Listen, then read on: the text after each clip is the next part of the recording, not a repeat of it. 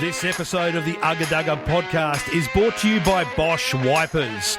With their innovative adapter system, Bosch Aero Twin wipers are easy to fit and give excellent visibility compared to standard wiper blades in all weather conditions. I'm Jason O. Welcome to the Ugga Dugga podcast, where we talk all things tech, tools and toys in the mechanic world.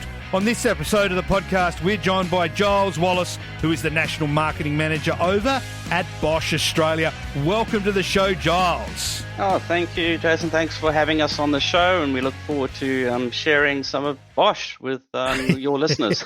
We're going to have a bit of fun today, mate. Have you had a good week so far? It's Tuesday, so Monday kicked off pretty tough with a lot of things on the go.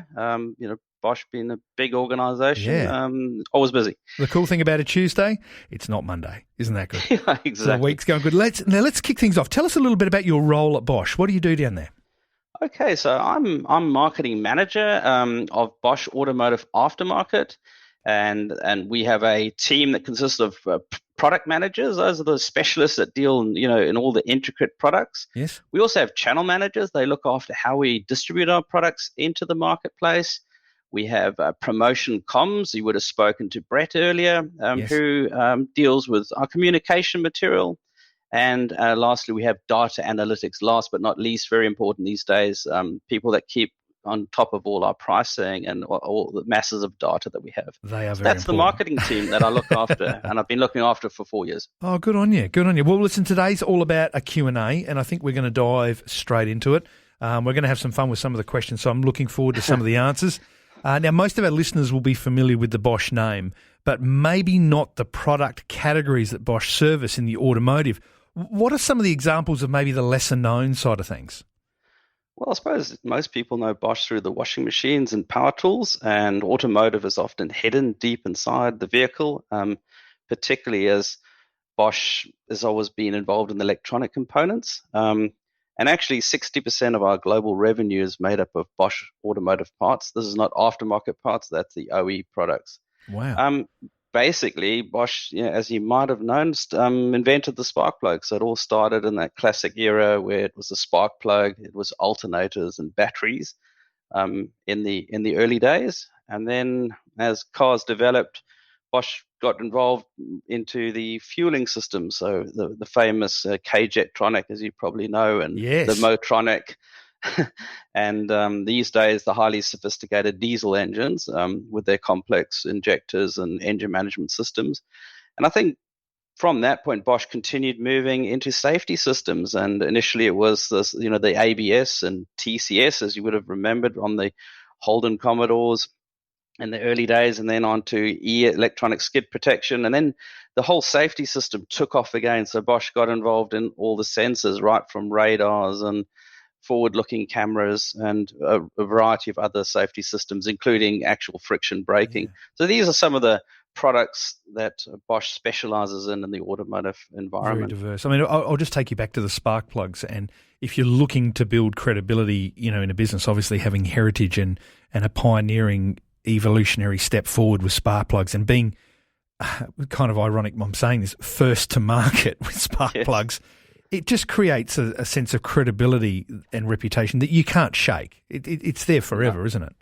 Correct. Although things change, technology does change. The spark plug is not what it was many years ago. Although the new spark plugs are very complex. The double iridium plugs, etc. They are. Well, speaking of which, I mean, look, Bosch has got a wide range of products. What do you see as perhaps some of their most popular products, and why do you think they're so popular? Well, actually, when it comes to popularity, I could almost look at our market share that we have. Again, Bosch has this huge product range. There's actually almost too many products in the automotive aftermarket. 250,000 SKUs are available. It's a good position to be in, though. It's a good position to be in. Yes.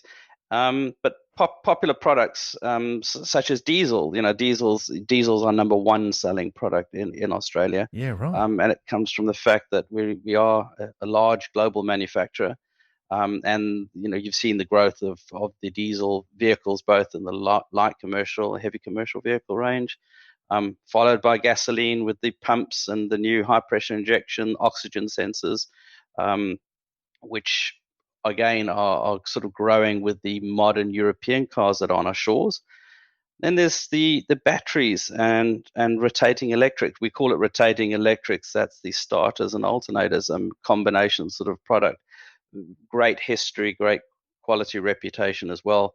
So these are highly popular. And then more recently into fast moving trade goods that are regular service parts, such as the spark plug we spoke about, the fantastic wiper range, which is actually one of my favorites. I think it's a hidden gem that not enough people know about. Right. With a huge selection of products and technologies available, and also the brake and rotor range that we recently relaunched, I should say, 2 or 3 years ago, to great success. So these are probably my popular products, my top few. I go back onto the diesel side of things at the very beginning of the conversation there. Australia has been notoriously slow on the uptake of, diesel vehicles outside of the commercial applications. And I think it's probably safe to say the last 10 to 15 years has been a very much a honeymoon period for Australia with diesel vehicles, and probably driven a lot of that growth. Do you see, that love affair with the diesel and the fuel economy continuing through the Bosch products? You mean with diesel, or yeah?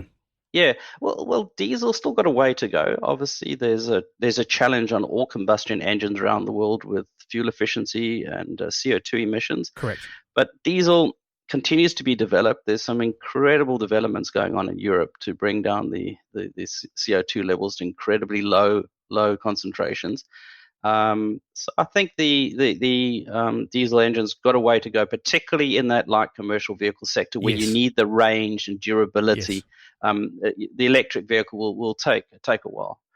Well, let's move across to OEM manufacturers, and Bosch is also an OEM manufacturer. That's correct, isn't it? I've said that correctly? Correct. So that's where it all stems from. So the automotive aftermarket is an offshoot or a beneficiary of our OE expertise. Right. So it's, as I said in the beginning, 60% of Bosch's turnover is actually with automotive manufacturing. So I'll give you some numbers, which I often find staggering when I recheck them. 270,000 associates in automotive manufacturing. 50,000 of those work in R&D. It's about 70 billion Australian dollars in turnover, and 127 countries of manufacturing locations for Bosch OE products. So those are some big numbers. That is that's mind blowing, isn't it? Yeah, it is. It is. And from humble beginnings to where it is now, it's really good to see a company expand and continue to expand and offer quality products across the range. Now, what kind of catalogues does Bosch offer to assist with these part identifications of this multitude of products that you do offer? To find these products in the OE, it's obviously captive, and it stays captive for a while, for 4 or 5 years, and once it hits the aftermarket is where the challenge starts. Some of our catalogs that we use, we tend to work with our distributors or our customers. We use their systems. We do not really distribute directly into the Australian marketplace. It's through the distributors. One of the catalog systems that's been very successful for us is the Oscar catalog, which I'm sure you regularly refer to in the show. So we've made sure that most of our products are sitting on the Oscar catalog, and we make a good effort to put all the latest information on that. And some of our distributors use that platform to generate their own catalogs. We also use the TechDoc platform or Tech Alliance. Yep. That links to our heritage in Europe, and we have a great deal of information there. It tends to be slightly more Euro-focused for our purposes in this day and age, but it will continue to change. Bosch also has its own internal catalogs, and we recently reviewed that, and we'll be launching sort of a new derivative of that. But for the time being, your Oscar catalog will probably show most of the automotive aftermarket parts. But maybe also, going back, you mentioned about Bosch and its OE heritage. I mean, I think it starts with why our aftermarket products have been successful is we carry that brand reputation of that quality, performance, and safety. It flows straight from OE through to all the aftermarket product range. A reputation in the automotive industry is worth its weight in gold, and you can trade off of it for decades. Bosch has done that very successfully, and they're continuing to. If you believe in the product, then you'll continue to use. Now, speaking of which, Bosch offer a range of services and workshop equipment beyond the regular service products. Can you give us some examples of those? Yes, certainly. It's all good selling a product, but at the end of the day, you need that product to get into a vehicle and provide a sort of reliable outcome for the end customer. So it starts with the training. So one of our services that we offer is training. Our preferred method at the moment is still face-to-face in the classroom with live engines or diesel test benches. We find that's the most effective, although online training is there as well. So training is a valuable service to the whole entire Australian industry. The second bit of our services is actually equipment. In order to fit a part, you need to diagnose these cars. We have our KTS diagnostic tools, we have our aircon machines, and we have things like the crash data recovery, which is probably called CDR, which is a sort of new and growing product range, and also ADAS, which is used to calibrate vehicles that have had, let's say, safety equipment moved or changed. Yes. And the other bit of that we offer to the market is obviously our Bosch car service network as well. The Bosch car service network is a part of a Bosch service. It gives the customer the ability to have their car repaired by somebody who understands Bosch and gets all the technical training. So those are three elements that ultimately make sure our product ends up in the car in the correct place, functioning correctly. In the right way. Yeah. It's so important, and there's a lot of moving parts, pardon the pun, to some of these things, and you've got to get it right. But Bosch, through practice, has got a good system in place. Next question is one that I've been looking forward to asking for a while, because we are in the cooler months at the moment.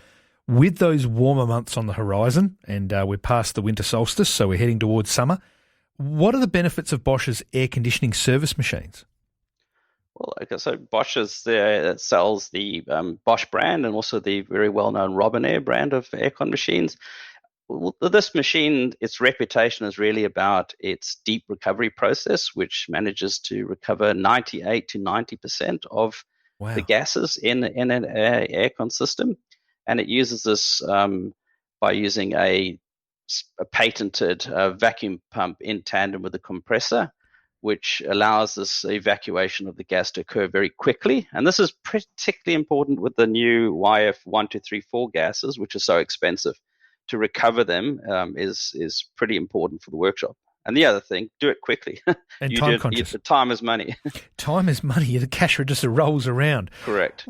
Well, what has Bosch observation been with ADAS calibration entering the market? I mean, who should be thinking about equipping themselves for this? Well, ADAS is really taken off. It's even surprised me. I thought the uptake would be a lot slower. But then I didn't really appreciate how quickly cameras would be fitted to most vehicles. Even the most baseline vehicles are starting to get cameras. Therefore, a simple windscreen replacement often requires an ADAS unit to recalibrate the camera. So who would use it?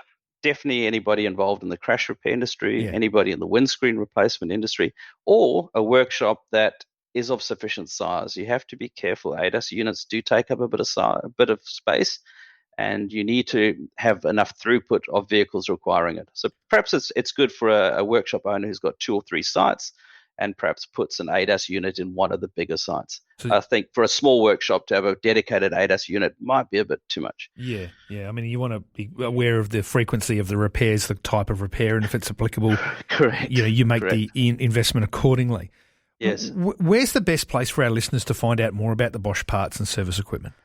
Well, it's the best place is often via our distributors. We spend a lot of time marketing our products through the distributors on their catalog. So if you've got your preferred distributor, go to their sites. We'll make sure that the Bosch information is available, particularly in their new catalogs. We've spent a lot of effort putting specifications and images into these catalogs, but also via some of our own websites, such as the boschautoparts.com.au, which is our Bosch automotive website in Australia. You would also find probably parallel sites in many of our countries around the world. And sometimes when I search by my computer, I'll hit the UK site or the Singapore site. So sometimes get yourself back to Australia by linking that AU, because you will get misled, because they'll have a slightly different product range We have our Facebook page, and also the customer call center or hotline, which is a 1-300-307-040 number, which you can call at any time, and they would guide you. But there's a plethora of information. If you're really interested in all things automotive, outside of the aftermarket, just go to Bosch Mobility Solutions, and you can see the most tremendous illustrations of the latest electrified, connected, and autonomous world of vehicles. So there's tremendous reading. There's too much literature about probably Bosch Automotive, and sometimes you need to refine yourself to get it down. Well, we're gonna take a trip towards the future right now. I'm going to give you some questions, and we're going to shoot from the hip in this next section. And that is, I want to walk you forward, say 20 years, and to what Bosch will be looking after in 20 years. I mean, you're at the coalface of the high-tech side of things. Where do you think we're going to be, let's say from an automotive point of view? And what do you think your involvement's going to be? Well, as I mentioned earlier, the change in Bosch is vehicles are becoming automated and electrified. Now, what does that mean? So automated means there's going to be a heck of a lot more sensors.